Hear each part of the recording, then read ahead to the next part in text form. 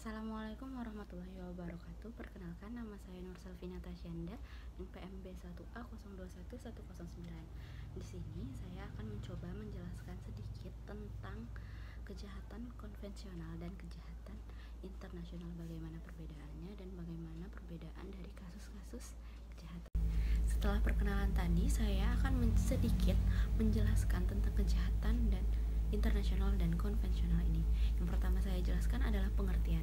Nah, pengertian dari kejahatan konvensional adalah jenis kejahatan kuno yang paling sering kita temui dalam kehidupan sehari-hari. Kejahatan konvensional cenderung melibatkan kekerasan fisik atau pengrusakan properti. Kejahatan konvensional biasanya telah diatur secara khusus dalam hukum konvensional. Hukum konvensional ini bersumber dari hasil pemikiran manusia yang ditetapkan untuk memenuhi segala kebutuhan mereka yang bersifat temporal. Saya juga akan memberikan beberapa contoh dari kejahatan konvensional ini. Yang pertama adalah kejahatan terhadap ketertiban umum, yang kedua adalah pencurian, yang ketiga adalah penipuan, keempat penggelapan, kelima sumpah palsu dan keterangan palsu, yang keenam pemalsuan materai, 7 pemalsuan surat, 8 perzinahan, 9 perkosaan, 10 cabul, 11 pornografi, 12 aborsi, 13 perkawinan di bawah umur, 14 perjudian, 15 penghinaan, 16 penculikan, 17 perbuatan tidak menyenangkan, 18 pembunuhan, 19 penganiayaan berat, 20 kekerasan terhadap orang atau barang secara bersama-sama, 21 mengakibatkan orang tersebut mati, 22 mengakibatkan orang tersebut luka, 23 laka lantas korban meninggal dunia, 24 laka lantas korban luka berat, dan yang terakhir 25 laka lantas korban luka ringan. Ini adalah beberapa contoh dari kejahatan konvensional, hanya beberapa. Nah, selanjutnya saya akan menjelaskan tentang kejahatan internasional. Nah, kejahatan internasional ini diatur dalam hukum pidana internasional. Nah, hukum pidana internasional adalah sekumpulan kaidah dan azas hukum yang mengatur tentang kejahatan internasional. Nah, apa sih sumber-sumber hukum dari internasional ini? Nah, sumber hukum dari hukum internasional yang pertama adalah perjanjian internasional, yang kedua hukum kebiasaan internasional, yang ketiga prinsip-prinsip hukum umum yang diakui oleh bangsa-bangsa yang beradat, yang keempat adalah putusan pengadilan atau jurisprudensi, dan yang kelima adalah karya hukum, terakhir keenam adalah putusan organisasi internasional. Nah, selanjutnya saya akan menjelaskan perbedaan antara kejahatan konvensional dan kejahatan internasional dari beberapa ruang lingkup dan sifat pelanggarannya. Nah, apa sih yang menjadi perbedaan antara kejahatan konvensional dan kejahatan internasional? Yang pertama adalah lingkup geografisnya. Kejahatan konvensional ini terjadi di dalam suatu wilayah negara tertentu, dan kejahatan internasional melintasi batas negara dan melibatkan transaksi atau aktivitas di lebih dari satu negara. Yang kedua, karakteristik dari pelakunya. Dalam pelaku kejahatan konvensional biasanya merupakan individu atau kelompok yang beroperasi dalam suatu komunitas atau negara. Nah, jika kejahatan internasional gimana sih pelakunya? Nah, pelaku kejahatan internasional seringkali memiliki jaringan yang dapat kompleks dan dapat melibatkan individu atau kelompok dari berbagai negara. Selanjutnya adalah jenis kejahatan. Nah, jenis kejahatan konvensional ini meliputi beberapa seperti pencurian, perampokan, penyerakan fisik, dan pemerasan. Dan yang saya sebutkan tadi beberapa contohnya.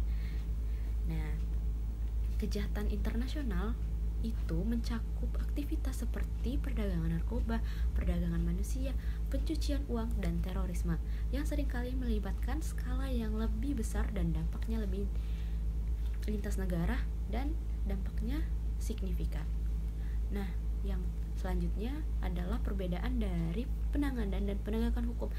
dalam kejahatan konvensional dan kejahatan internasional. Pada kejahatan konvensional biasanya ditangani oleh lembaga penegak hukum di wilayah suatu negara tersebut. Dan pada kejahatan internasional memerlukan kerjasama antar negara dan seringkali melibatkan organisasi internasional seperti Interpol atau Perserikatan Bangsa-Bangsa dalam upaya penegakan hukum dan keamanan lintas negara. Meskipun ada beberapa perbedaan antara kejahatan konvensional dan kejahatan internasional yang sangat signifikan ini, keduanya dapat berdampak serius dalam keamanan dan kesejahteraan masyarakat baik dalam tingkat lokal ataupun global. Saya akan memberikan contoh perbedaan antara pelecehan seksual dalam konteks konvensional dan dalam konteks kejahatan internasional. Ini dilihat dari berbagai sudut pandang. Yang pertama adalah lingkup dan lokasi. Dalam kejahatan konvensional, pelecehan seksual biasanya terjadi dalam suatu komunitas atau negara tertentu, seperti pelecehan di tempat kerja, pelecehan di sekolah, atau dalam rumah tangga. Nah, dan dalam kejahatan internasional, pelecehan seksual dapat terjadi dalam lintas negara, misalnya dalam perdagangan manusia dengan tujuan untuk mengeksploitasi seksual, di mana korban perdagangan dari satu negara ke negara lain dipindah-pindahkan. Selanjutnya adalah sifat pelaku dan korban dalam kejahatan konvensional dan kejahatan internasional.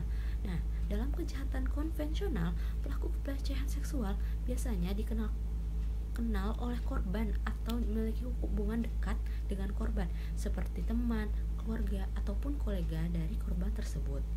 Nah, jika dalam kejahatan internasional, pelaku pelecehan seksual seringkali adalah bagian dari jaringan perdagangan manusia atau organisasi kriminal yang beroperasi lintas negara. Sementara korban sering menjadi target eksploitasi karena rentan dan terpinggirkan. Selanjutnya adalah bagaimana penegakan hukum dan penanganannya dalam kejahatan konvensional dan kejahatan internasional. Nah, kita lihat yang pertama adalah dalam kejahatan konvensional. Penegakan hukum biasanya dilakukan oleh lembaga penegak hukum di dalam negara dengan proses hukum yang berlaku di wilayah tersebut. Dan jika pada kejahatan internasional, penegakan hukum mungkin melibatkan kerjasama lintas negara dan organisasi internasional dalam penyelidikan, penangkapan, dan penuntutan pelaku, serta dalam pelindungan dan pemulihan dari korban tersebut.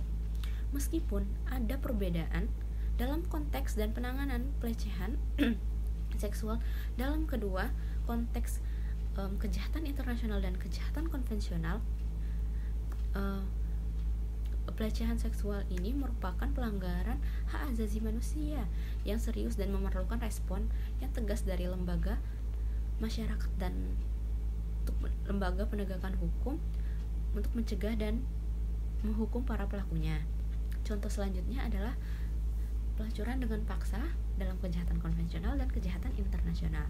Yang pertama saya jelaskan adalah dalam kejahatan konvensional. Dalam kejahatan konvensional, kasus pelacuran dengan paksaan seringkali terjadi di tingkat lokal ataupun nasional, di mana para korban terperangkap dalam jaringan pelacuran yang beroperasi di suatu negara atau daerah tertentu. Ini melibatkan perdagangan manusia, eksploitasi seksual, dan pelecehan. Dan jika dalam kejahatan internasional, kasus pelacuran dengan paksaan melibatkan pergerakan korban lintas negara dengan tujuan eksploitasi seksual. Ini sering terjadi dan menjadi bagian dari perdagangan manusia yang lebih besar dan melibatkan pergerakan korban dari satu negara lain dengan tujuan untuk komersil. Termasuk contohnya adalah prostitusi. Perbudakan seksual dalam konteks kejahatan konvensional.